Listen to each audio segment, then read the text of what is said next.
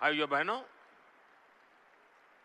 भारत की ये संकल्पना उसके पीछे की वैचारिक शक्ति है। उठती गिरती दुनिया से अलग अपना स्वतंत्र अस्तित्व बोध, ये उपलब्धि और लिपिबद्ध होना, लयबद्ध होना और तब जाकर के हृदय की गहराई से, अनुभवों के निचोड़ से, संवेदनाओं की असीमता को प्राप्त कर करके वंदे मातरम जैसी रचना मिलती है। और इसलिए गुलामी के उस कालखंड में वंदे मातरम इस संकल्प का उद्घोष बन गया था, और वो उद्घोष था भारत की आजादी का। मां भारती के हाथों से गुलामी की बेड़ियां टूटेगी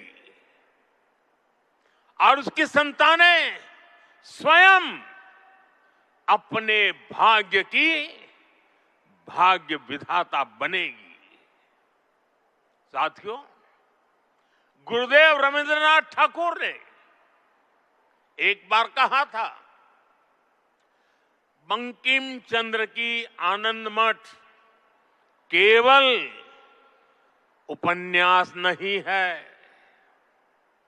ये स्वाधीन भारत का एक स्वप्न है। आप देखिए, आनंद मठ में वंदे मातरम का प्रसंग, वंदे मातरम की एक एक पंक्ति के, बंकिम बाबू के एक एक शब्द के, उसके हर भाव के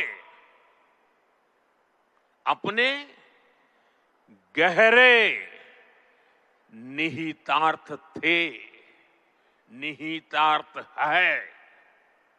ये गीत गुलामी के कालखंड में रचना तो जरूर हो गई उस समय, लेकिन उसके शब्द कुछ वर्षों की गुलामी के साए में कभी भी कैद नहीं रहे। वो गुलामी की स्मृतियों से आजाद रहे। इसलिए वंदे मातरम हर दौर में, हर कालखंड में प्रासंगिक है। इसने अमरता को प्राप्त किया है। वंदे मातरम की पहली पंक्ति है, सुजलाम सुफलाम मलयज शीतलाम सस्य श्यामलाम मातरम। अर्थात प्रकृति के दिव्य वरदान से सुशोभित हमारी सुजलाम सुफलाम मातृभूमि को नमन। साथियों, यही तो भारत की हजारों साल पहचान रही है। यहां की नदियां, यहां के पहाड़, यहां के वन वृक्ष और यहां की उपजाऊ मिट्टी, ये धरती हमेशा सोना उगलने की ताकत रखती है।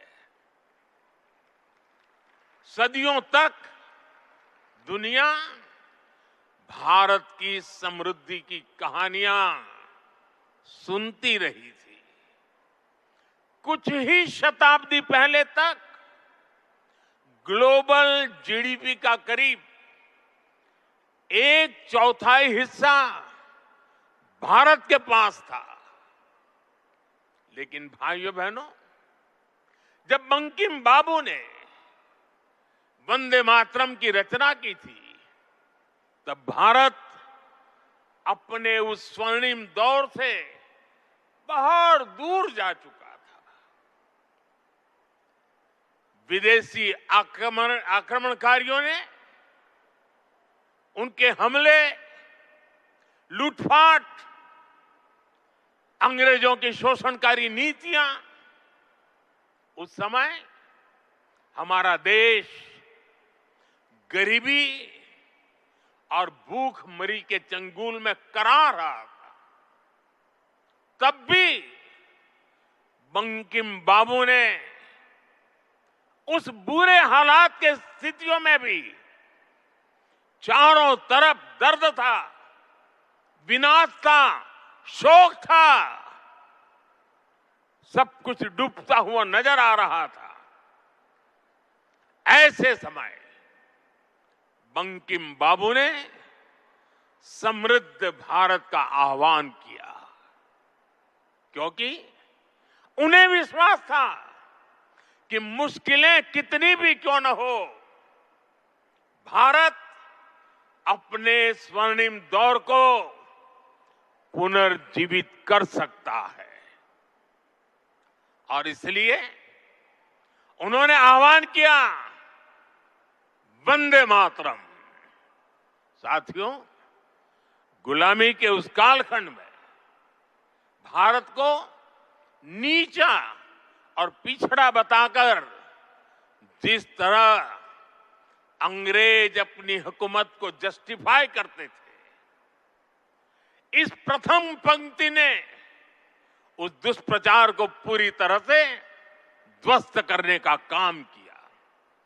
इसलिए वंदे मातरम केवल आजादी का गान ही नहीं बना, बल्कि आजाद भारत कैसा होगा, वंदे मातरम ने वो सुजलाम सुफलाम सपना भी करोड़ों देशवासियों के सामने प्रस्तुत किया।